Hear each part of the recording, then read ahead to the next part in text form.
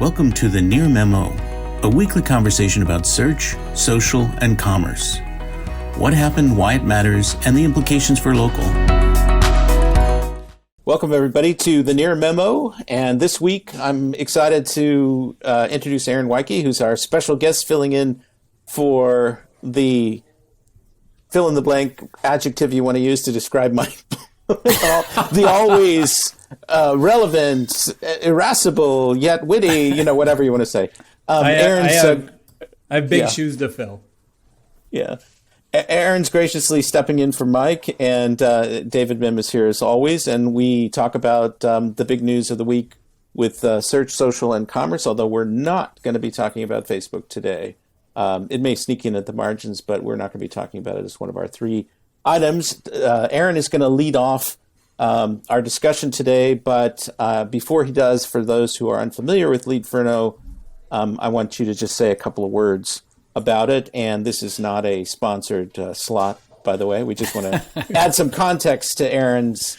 But it might be later on. Yes, yeah. we will. Yes. So save your ad budget for later in the year. Yeah. It's just a human interest story right now, right? Precisely. Exactly. And Aaron is that's right. Aaron is the co-founder and CEO, so take it away. Great. Thanks for that opportunity. LeadFino is really about helping businesses create more conversations with their prospects and customers using SMS and a web-to-text widget. So we just launched a handful of weeks ago. We're primarily working with SMBs in the home services spaces and professional services, and putting a lot of focus on working with agencies, SEOs, local SEOs, and digital marketers to help shore up what they're doing for conversion. We see them do a ton for customer acquisition and traffic building, but not as much focus on conversion. So we're trying to fill that void by just making it easy for consumers to start asking questions and text with the businesses they're interested in working with. And just as an aside, it sort of dovetails with one of the themes of my White Spark presentation, White Spark Local Search Summit presentation. I just feel like there's so many businesses and agencies both that are focused on all of this,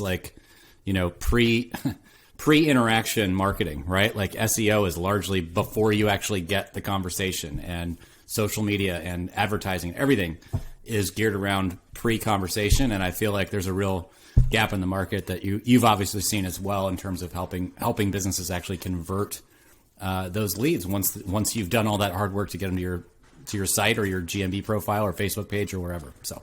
Absolutely. What's also interesting, I would just add a couple of things. What's interesting also is that businesses that are most responsive, respond fast, are often the ones that capture the leads.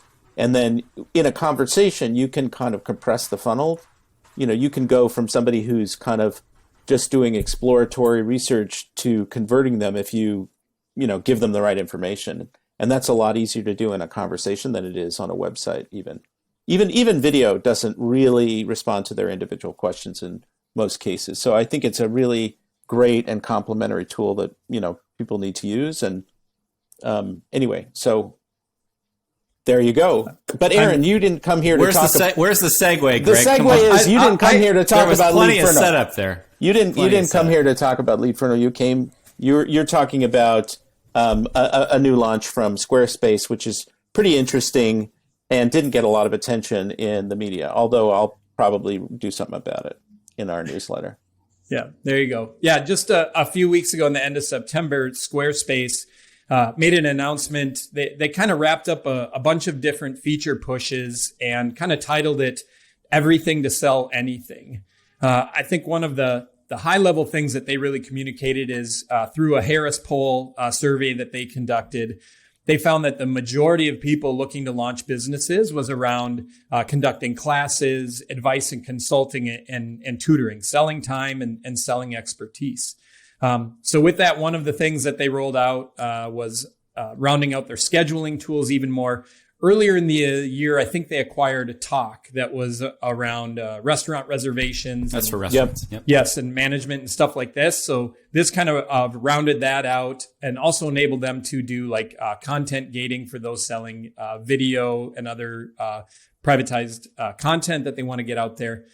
They also had an Etsy integration. So not only can you sell on Etsy, the platform, but you can bring your Etsy products into your own website. So I saw this as a great stair-step approach to, Etsy helps you find that audience and get out there. And then when you take the next step and you have a Squarespace site, now you can bring your products into your own brand and own sales experience as well. And then the piece that really caught my eye is they rolled out something called their Studio app.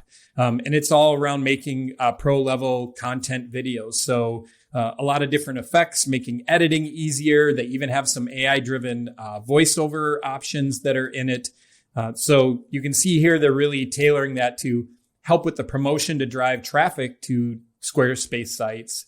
I find it interesting in listening to your guys' weekly shows. They really highlighted on how great that is for social media promotion. You guys have often touched upon that's like the shiny object that small business seem to gravitate towards in putting in time and effort, even though the results might not always, come out with the amount of effort that puts into it. But to me, this just hits upon something that I've long preached to small businesses in the world of content. Words are hard for them. Photos are hard for them. Videos even harder. And so I think this is, a step in a good direction to give them better tools to create better content visually. One thing that's pretty interesting, MailChimp did something this week that's kind of analogous. It's more narrow. They introduced a content, I think they call it content optimizer. It's really an email, sort of AI-driven best practices built-in email tool that helps small businesses, pick the right images, headlines, and so on and so forth. And it's thematically tied into this because, what we're seeing is that these companies that, host websites or do these sort of primary marketing functions like email are now using machine learning and AI to automate a lot of these processes or to really support small businesses in a way that they would otherwise not be capable of. And there's long been a sort of a gap between self-service and, a lot of companies come out and they say, hey, we've got this great self-service platform and nobody uses it or people don't develop sufficient expertise. But AI is now sort of bridging that and baking a lot more guided support or simplicity into these tools, I think. Yep. Which is suggestions to get better, right? Yeah, exactly. And that's long been on the roadmap for a lot of companies from the past, but it's really now just starting to kick in a meaningful way, I think. For sure. I was going to say, Aaron, it struck me as interesting on a couple of levels. Number one, we talked about Wix, a couple of weeks ago on the Near Memo, and this seems like it's really geared at a lot of would-be Wix customers who are, in the very early stages of starting up a consulting business or an online class business. And not only is the output of a Squarespace website much more beautiful and user-friendly, but the configuration interface of Squarespace is, I think, very, very user-friendly relative to Wix and 100% more user-friendly relative to WordPress. And so I think that you're seeing Squarespace maybe start to, try to take a little bit more market share from some of these, very early sort of nascent businesses, many of which are not captured in the traditional, 30 million U.S. business type numbers that we were talking about in the Wix discussion. So sort of a way for them to almost expand their total addressable market, which is really interesting. And I also think that the service businesses of the world tend to get sort of second shrift from a lot of SaaS companies, most especially Google My Business, which has been just historically abysmal at not only surfacing, service-oriented businesses, but also displaying features that customers of those businesses would care about. And so I think it's a really interesting place for Squarespace to be playing. Yeah, imagine that somebody actually going down market these days instead of up market, right? So I definitely found that interesting as well. Do you guys remember what was Wix's user base? Because I think I read in this Squarespace has 4 million subscribers is what they put out there. How do they compare in size? Wix was massive. I mean, they had a smaller subset of paying subscribers, but they had a massive installed base.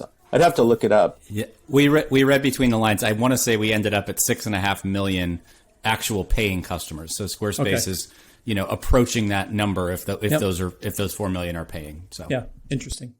Yeah, I think you were right on that number. I was trying to find it, but I did not find it in time. Thanks for joining David, Mike, and Greg. To stay on top of the latest developments in local, subscribe to our newsletter at nearmedia.co. We'll see you next week.